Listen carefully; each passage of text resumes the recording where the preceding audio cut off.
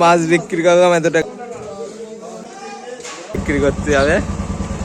ভোরবেলায় আমরা যে মাছগুলো ধরেছি ওই মাছগুলো নিয়েই চলে আসলাম আমরা আমাদের লোকাল বাজারে।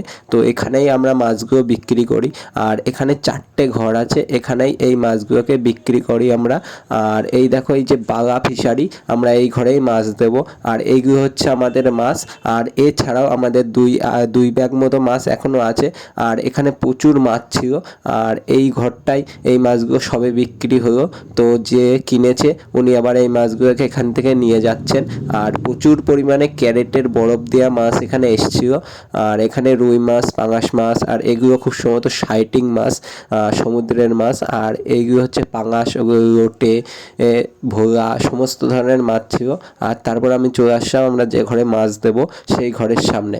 এই যে এই মাছ নিচে যে কটা পড়ে আছে ওগুলো হয়ে গেলে আমাদের মাছটা নিয়ে নেবে। আর এই যে সব জায়গা দেখতে পাচ্ছ, এই জায়গাগুলো সব মানুষ বসে যায়, গিয়ে মাছ সব বিক্রি করে। আর এগুলো হচ্ছে খোকা ইলিশ। আর এই যে এই 2 ব্যাগ মাছও আমাদের। আর এই 2 ব্যাগই আমরা আবার এখানে তুলে দিলাম, আগের থেকে জায়গাটাকে নিয়ে রাখলাম। আর ওই মাছগুলো হয়ে গেলে আমাদের মাছটা বিক্রি হয়ে যাবে। এগুলো হচ্ছে পাঙাশ। তারপরে চলে গেলাম অন্য সাইডে। এবার এগুলো হচ্ছে রূপচাঁদা, আর এই মাছগুলো হচ্ছে সামুদ্রিক মায়া মাছ। তো এখানে আবার তুলে তুলে দেখছিও এক কাকা, ইনি মাছ কিনতে এসছেন। আর এগুলো হচ্ছে খোকা ইলিশ। তারপরে আমি দেখতে পেলাম কাঁকড়া। এই দেখো কাঁকড়া, ছোট ছোট সামুদ্রিক কাঁকড়া। তো এগুলো বড় না খুব একটা। আর তারপরে এই মাছগুলো সব বাছাই শুরু হলো, কাঁকড়াগুলো সব এখানে বাছাই করছে দেখে একজন। এর আবার রূপচাঁদা দেখতে পেলাম। তারপর ঢুকে গেল একটা টোটো এক হাঁড়ি বোঝাই পাঙাশ মাছ নিয়ে। তো টোটোওয়ালার কাছ থেকে জানতে পারলাম আমাদের গ্রাম থেকে প্রায় 5-6 কিলোমিটার দূরে এই পাঙাশ মাছগুলো এক ভদ্রলোক চাষ করেছেন। তো সেখান থেকে সব একবারে বড় ছোট পাঙাশ মাছ ধরে এখন যেহেতু দাম বেশি চলছে সেই জন্য নিয়ে এসছে। একেবারে সামনে যে ঘরটা দেখা যাচ্ছে এই ঘরেই এই পাঙাশ মাছগুলো যাবে। তো ওইভাবে নামাতে দেরি হচ্ছিল বলে দুজন মিলে হাঁড়িটাকে ধরে আস্তে আস্তে উল্টে দিল, আর পাঙাশ মাছগুলো আস্তে আস্তে সব ক্যারেটে পড়তে লাগলো। আর পাঙাশ মাছের গায়ে যেহেতু কাটা আছে সেই জন্য হাত দিয়ে নামাতে ভয় পাচ্ছিল, সেই জন্য হাঁড়িটাকে আস্তে আস্তে ঝাঁকিয়ে ঝাঁকিয়ে মাছগুলো বের করে দিচ্ছিল।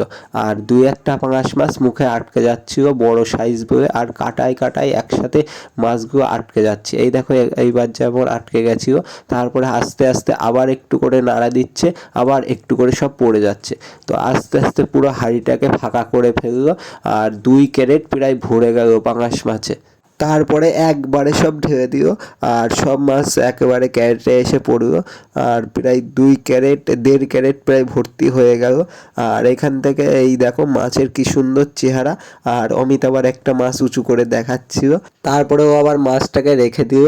আর তারপরে আমরা চলে গেলাম আবার হাটের অন্য সাইডে। তো গিয়ে দেখি সব এইভাবে মাছ নিয়ে বসে পড়েছে সকাল সকাল। এই মাছগুলো সব বিক্রি হবে। এখানে আছে জাপানি পুঁটি, ট্যাংরা, সামুদ্রিক ট্যাংরা, আর এগুলো বাটা মাছ। আর তার পাশে রয়েছে এই যে এগুলো হচ্ছে মোড়া কই, আর ওগুলো হচ্ছে পাকাল মাছ। এই মাছগুলো এখন খুবই কম দেখা যায়। 2টো রুই, আর এগুলো ট্যাংরা, আর এগুলো হচ্ছে জ্যান্ত কই, এই যে জ্যান্ত কই। আর এগুলো শিং, এগুলো কিন্তু চাষের শিঙি মাছ, মানে জিওল মাছ। আর এগুলো হচ্ছে ছোট সাইজের শিঙি মাছ। আর তার পাশে রয়েছে আর এক কাকিমা বসে রয়েছে, সেই উনি নিয়ে বসছেন কাতলা, বাটা, মৃগেল, আর সিলভার কাপ। আর তখনও সবাই কিন্তু বসে পারেনি, সবাই এইভাবেই বসে পড়ে। আর এই দেখো মাছ নিয়ে এসছে এই রূপচাঁদা।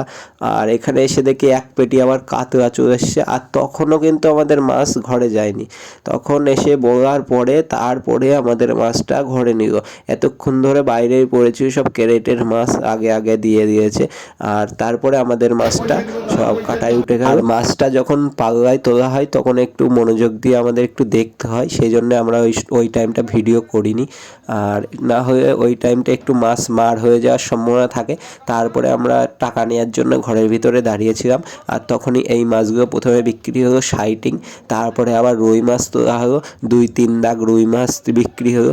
প্রথম রুই মাছগুলো বিক্রি হয়েছে 130 টাকা করে, তারপরেরগুলো বিক্রি হয়েছে 135 টাকা, তারপরের রুই মাছগুলো আবার 130 টাকা করে। এই 14 কেজি রুই মাছ, এই রুই মাছটা বিক্রি হয়েছে 135 টাকা করে। তো এখানে এই দাদু নিয়ে নিল, আর এখানে এই মাছগুলো নিয়ে আবার সাইকেলে করে বরফ দিয়ে গ্রামে গ্রামে যাবে বেচতে।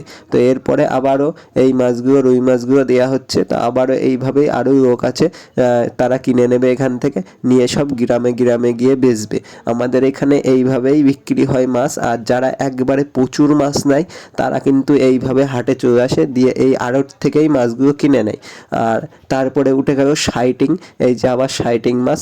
আর এই মাছগুলো কিন্তু 70 টাকা কেজি হিসেবে বিক্রি হয়েছে, সবাই ওই নিয়ে যাচ্ছে গ্রামে বিক্রির জন্য। তারপরে চলে আসলো বড় বড় সাইজের পাঙাশ, আর এই পাঙাশগুলো কিন্তু ক্যারেটে বরফ দিয়ে এসছে, আর এই পাঙাশগুলো 125 টাকা কেজি হিসেবে বিক্রি হলো। আর এখান থেকে কেউ যদি চায় দুটো মাছ কিনবে, কিনতে পারে, একটা মাছ বড় মাছ কিনবে, কিনতে পারে।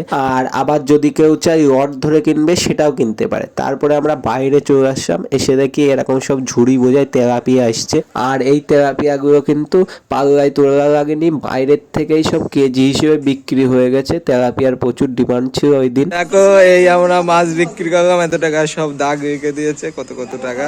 এই যে এই হচ্ছে আমাদের মাছ বিক্রি হয়েছে এত টাকার। এইসব মাছ সব গ্রামে গ্রামে নিয়ে যাবে। ওই সব কাকারা সব গ্রামে গ্রামে এখন বিক্রি করতে যাবে। এই দেখো কত বড় পাঙাশ, হ্যাঁ কাকা শুদ্ধ তুলেছে, এসব বিক্রি হবে এখন। কোন গ্রামে যাবো কাকা এখন?